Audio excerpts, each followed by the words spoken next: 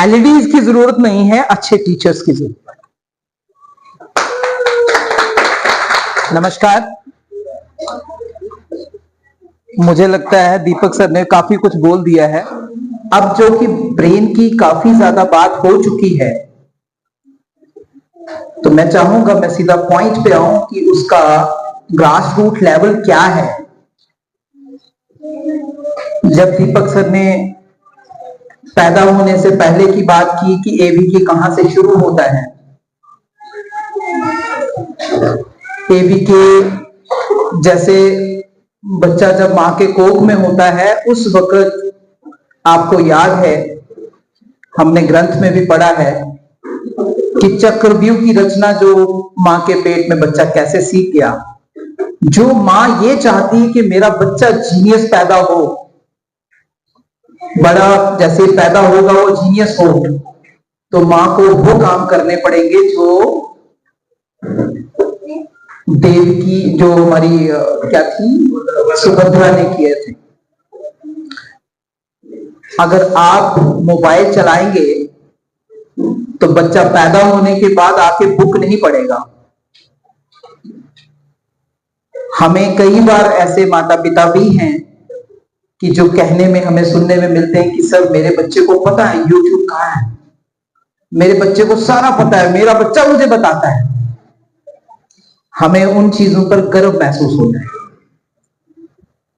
हमारे दीपक सर ने यहां क्लियर किया कि हमारे कुछ बोलने से बच्चे के ब्रेन पे क्या असर पड़ता है। मैं उन पॉइंट्स को भी क्लियर करना चाहूंगा कि असर तो पड़ता है। अभी असर की बात अगर मैं बताऊं, बच्चे के सामने अगर आप डरावनी बातें करेंगे तो बच्चा नींद में डरता है, रोना शुरू हो जाता है, छोटा बच्चा भी डरना शुरू हो जाता है।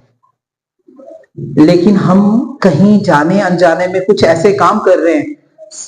सभी माता पिता से पहली मेरी ये रिक्वेस्ट है कि सभी अपने फोन जो हैं वो साइलेंट मोड में करें और उसका जो चेहरा है फ्रंट साइड का वो उल्टा रख दें, ताकि जो कॉल आए वो आपको दिखाई ना दे, सुनाई भी ना दे।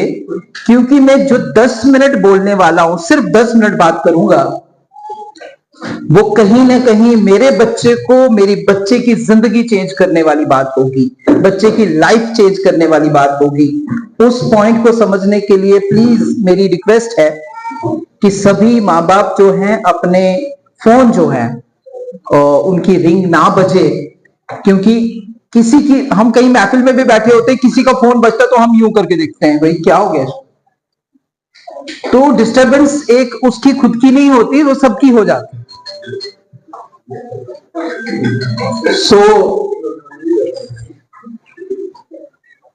अभी आपको पता लग गया कि माहौल क्या चीज होती है, माहौल कहां से बिगड़ता है। कई बार स्कूल्स की भी बात करूंगा, स्कूल मजबूर होता है कि स्कूल ये बोलता है कि जिन बच्चों की, छोटी सी बात बोलूंगा, जिन बच्चों की फीस नहीं आई है, इस स्कूल में मैं पहली बार आया हूं, माफ कीजिएगा, ये 99% स्कूल्स हैं जिनको ये बोलना पड़ता है कि जिन बच्चों की फीस नहीं आई है उनके हम नाम काट देंगे। जनरल रैंडमली बात होती है, और ये स्पेशली ऐसा होता नहीं है, ना कोई नाम काटता है, ना काटा जाता है, ना स्कूल तो बिल्कुल कभी काटता ही नहीं, लेकिन बोला जाता है। एक वो जैसे हम कहते हैं ना कि बच्चा रो रहा है तो बच्चे को बोलते हैं बोरी वाला आएगा तो कोई बोरी में डाल के ले जाएगा। अब वो क्या बोरी वाला आता है क्या? नहीं आता है। पर बच्चा डरता है, बच्चा डरता है। इसी तरीके से एक छोटा बच्चा होता है, उसके दिमाग में बैठ जाता है कि मेरा नाम काट दिया जाएगा, या मेरे सभी फ्रेंड्स ने फीस दे दी है, मेरे माँ बाप ने फीस नहीं दी है। वो घर में जाके मम्मी या पापा को बोलता भी है कि पापा आज स्कूल में बात हो रही थी ऐसे से, हमने कहीं भागना है क्या? मैं अभी करता हूं प्रिंसिपल सर को फोन, कहीं नहीं जा रहे हम, भाग थोड़ी रहे हैं। अब आपने अपनी जिम्मेवारी खत्म कर दी। प्रिंसिपल सर ने कहा सर आपके बच्चे को थोड़ी बोला है, वो तो मैंने जनरली बोला था। अच्छा जनरली बोला था, तो बात खत्म हो गई, पेरेंट के दिमाग से निकल गया। आपको यकीन है कि आपके बच्चे के दिमाग से निकला? नहीं, आपका बच्चा मानसिक तौर पे बीमार हो जाएगा, उसको जहां प्रेजेंट होना चाहिए उस तरह से नहीं जाएगा। अगर उसकी टीचर बुलाएगी कि बेटा आके सामने एक्टिविटी करो, वो कोशिश करेगा जिन्होंने फीस दी है अपनी तरफ से वो लॉयल होगा कि जिन्होंने पहले फीस दी है वो जाएंगे, मेरी फीस नहीं आई है मैं बाद में जाऊंगा। बच्चा बहुत ईमानदार, बहुत समझदार होता है। अब होता क्या है, आप में से आप हैं, कहीं आप बाजार में जाइए, अगर 4 दोस्त जा रहे हैं, किसी एक के पास पैसे नहीं है, 4 बोलते हैं चल यार रेस्टोरेंट में खाना खाते हैं, और ये मेरे को पैसे नहीं, अब तेरे से कुछ नहीं मांगे, चल हम है ना। आप पहला पीस आप उठा पाएंगे कभी भी नहीं, क्योंकि आप उसके हिस्सेदार नहीं। आपके जहन में भी वही बात होगी कि सेल्फ रिस्पेक्ट। बच्चे ने ये सीखा है।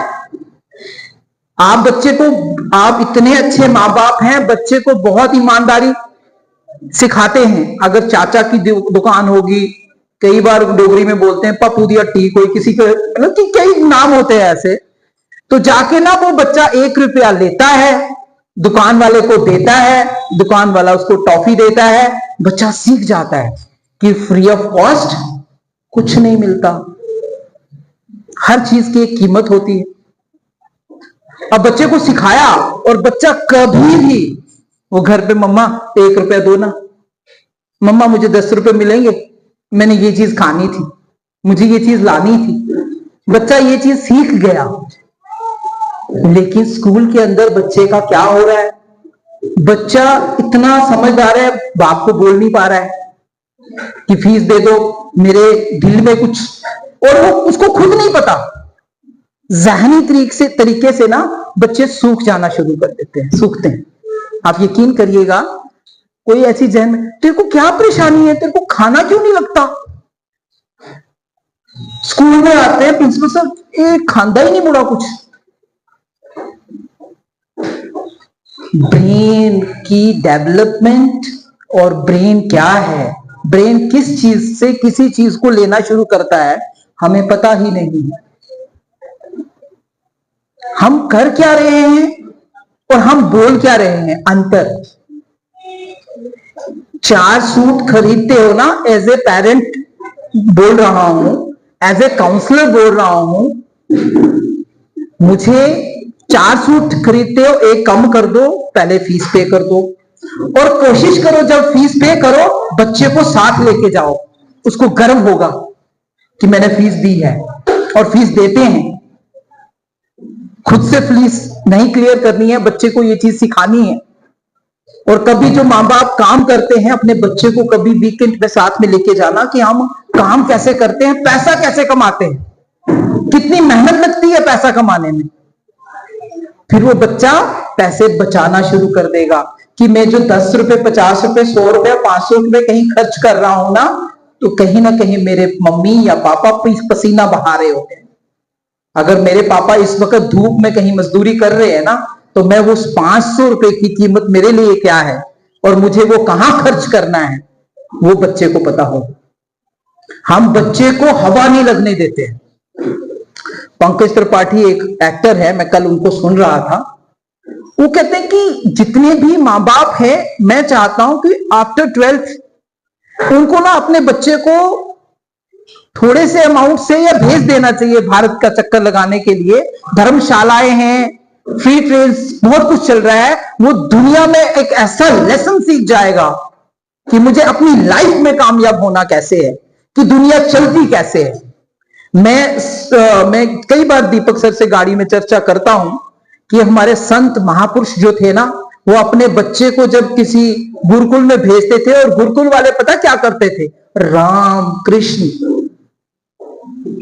उनको भीख मांगने के लिए भेजा गया। आपको ये जानना, आपको पता है, मैं खत्म करने के लिए उन्होंने उनसे भीख मंगवाई कि 3 घरों से जो अनाज मिलेगा वही खाना है, उसकी वैल्यू समझाई। आज हम वैल्यू नहीं दे रहे हैं, मेरी बच्ची ने अगर नॉर्मल सा फोन मांगा, मैं उसको आईफोन खरीद के दे रहा हूं। वाह, ये पेरेंटिंग हो रही है। क्या उस बेटी के हाथ में जिसके पास आईफोन है, उसको उसकी वैल्यू, उन पैसों की कीमत पता है? 9th क्लास में मैं एक बार सर से मिला था। मैंने सर को कहा था कि मैंने कहा सर, काउंसलिंग जरूरी चीज है। 9th क्लास में बच्चे को यह पता होना चाहिए कि पैसा कैसे कमाते हैं, पैसा आता कैसे है, बिजनेस क्या है। आपके लिए बहुत बड़ी खुशखबरी, और आप अपने चेयरमैन सर के लिए, प्रिंसिपल सर के लिए एक बार क्लैप कर सकते हैं। और वो होगा या नहीं होगा, मैं बताता हूं आपको कि 0 to 7 इयर्स के बच्चों के लिए ब्रेन की डेवलपमेंट उनकी कैसे होती है, कैसे राइट ब्रेन एजुकेशन खेल खेल में कैसे सिखाना है, उसका नाम है प्ले वे। बीडीआई किड्स की प्ले वे की जो ब्रांचेस 50+ इसी वर्ष जम्मू प्रोविंस में खुल चुकी हैं, वो इसलिए खुली हैं कि हमने डायरेक्ट पेरेंट्स से बात की है पहले। क्या आपको लगता है कि आपके स्कूल में यहां बीडीआई किड्स प्ले वे होना चाहिए? किस किस को लगता है, हाथ ऊपर करें। सबको लगता है।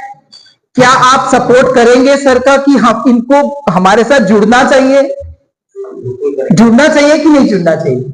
यहां डॉक्टर साहब बैठे हैं, सोशल एक्टिविस्ट बैठे हैं, पुराने स्टूडेंट्स यहां बैठे हैं। क्या सर उस वक्त ऐसे पढ़ाया जाता तो हम भी कहीं ना कहीं होते?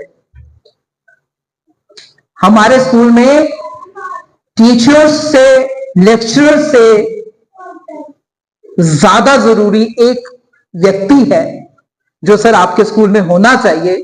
अगर किसी व्यक्ति को आप देते हैं, किसी टीचर को आप देंगे, तो हम आपके किसी एक टीचर को काउंसलर बनाएंगे, सलाहकार, ताकि कोई भी बच्चा कहीं पे भी पढ़ रहा है, वो पेरेंट कहीं का भी है, उसको स्कूल में मना नहीं किया जाएगा कि तो वो अपने बच्चे की काउंसलिंग करवाने के लिए उस काउंसलर के पास। आपको यकीन दिलाऊं, मेरी बेटी के लाइफ में ऐसा नहीं होगा, मेरे आने वाली हमारी जनरेशन ऐसे नहीं चलेंगी।